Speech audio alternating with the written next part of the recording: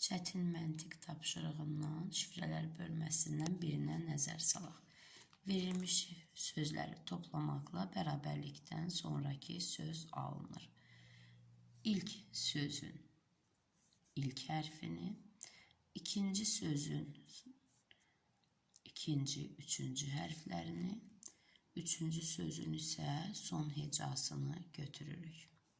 Eyni qayda ilə birinci sözün ilk hərfini, ikinci sözün ikinci, üçüncü hərflərini, üçüncü sözün, üzr istəyirəm, son hecasını götürərək alırıq